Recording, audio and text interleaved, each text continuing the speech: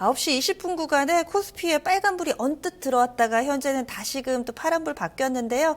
요 분위기대로라면은 또 상승 전환으로 또 가닥을 잡지 않을까 기대를 하면서 전략 포인트 짚어보겠습니다. 오늘은 현대증권의 류용석 투자전략팀장 연결하겠습니다. 안녕하세요. 네, 안녕하십니까. 네, 오늘 한 줄 전략은 어떻게 잡으셨나요?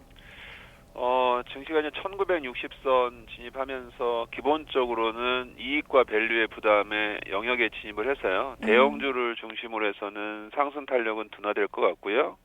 추가 모멘텀이 확인되기 전까지는 현재와 같이 좀 등락을 반복할 가능성이 높습니다. 그 틈새를 아무래도 단기 낙폭이 컸던 중소형주나 내수주 일부가 그 공간을 채우지 않을까 이렇게 보고 있습니다. 네, 약간의 좀 지수 자체만 놓고 봤을 땐 부담스러운 국면이라고 평가하시는 그런 이유들이 있을 것 같은데요. 체크 포인트 좀 하나씩 제시를 해주시죠. 예, 어제 중국 수출 지표가 나왔습니다. 달러 기준으로 마이너스 25% 정도 전년 동기 대비해서 감소했는데요. 역시 달러 기준으로 중국 수출은 전체적인 글로벌 경기를 대변할 수 있는 지표이기 때문에요. 글로벌 경기 우려가 확인되기는 어렵다는 측면이 아무래도 최근에 있었던 이제 글로벌 증시 상승세를 주춤하게 하는 요인이 될 것 같습니다. 다른 경제 지표를 통해서 이러한 그 경기 우려를 확인시켜주기 전까지는 아무래도 글로벌 증시 전체가 이제 밸류나 매크로의 부담을 좀 가질 가능성이 높고요. 현재까지는 이제 정책 기대를 반영했다라고 지금 시장은 좀 반영하고 있는데요. 일단 정책 한계에 대한 노출이 지금 논란이 되고는 있습니다. 다만 내일 모레 있는 그러니까 우리 시각으로 내일 모레죠. 내일 있을 그 현지 시각 ECB 정책은 아직은 조금 기대 요인인 것 같습니다. 물론 이제 예금 금리를 추가 인하하는 거에 대한 100% 확률하고요. 그다음에 기간뿐만 아니라 그 이제는 매입 규모를 좀 확대하는 것도 확률적으로는 한 7, 80%니까요.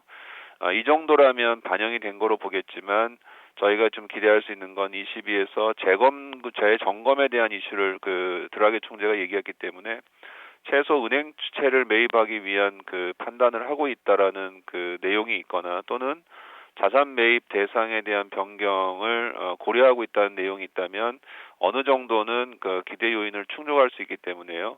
추가적으로 금융시장 안정을 도모하는 데는 모멘텀이 되지 않을까 이렇게 기대하고 있기 때문에 이 부분이 아무래도 매크로에 대한 부담을 좀 커버해 준다고 보고 있습니다. 실적 하향세가 주춤하고는 있습니다. 그러나 이익 수정 비율 개선에 대한 기대가 조금 남아 있기 때문에요. 종목별로는 이익 수정 비율이 개선되는 쪽에 대한 종목들은 하방 경직성과 함께 저가 매수가 유입되지 않나 이렇게 보고 있습니다. 네. 그런데 지금 ECB 쪽에서 뭔가 좀 눈높이를 못 맞춰줬을 경우 이런 부분, 이 실망 매물 출회에 대해서도 좀 어느 정도 대비를 좀 해놔야 되지 않나 이런 생각도 한편으로 들더라고요. 좀 어떻게 보세요? 물론 이제 시장에서는 그 최근에 유로화 동향이 이제 그렇게 그 동향을 통해서 보면 기대 수준이 높지 않다는 걸 반영하고 있는 것 같습니다. 그러니까 저도 이제 말씀드리고 싶은 정책상으로는 아무래도 이제 매입 규모를 늘리는 정도가 아마 가장 일반적인 해석이라고 볼 수 있고요. 늘렸을 경우에도 아무래도 이제 국채 매입의 기준, 예금 금리를 밑도는 국채를 매입하지 않는다는 규정 이런 것들에 대한 변경 논의가 있을 경우에는 아무래도 독일 채권보다는 이제 이탈리아나 이런 채권을 늘릴 수 있는 방법도 있습니다. 물론 이거에 대해서는 독일 자체가 반대할 가능성이 있습니다. 하지만 지금 전체적인 ECB 전체가 갖고 있는 금융시장을 감안해 봤을 때는 현재의 카드로는 정책 그러니까 ECB의 양적 완화를 통한 경기 부양의 지속성을 답보하기 어렵기 때문에요. 아무래도 추가적인 그 ECB 회의를 통해서는 충분히 은행채 매입뿐만 아니라 자산 매입 대상을 변경하는 거에 대한 논의나 가능성을 열어둘 가능성이기 때문에요.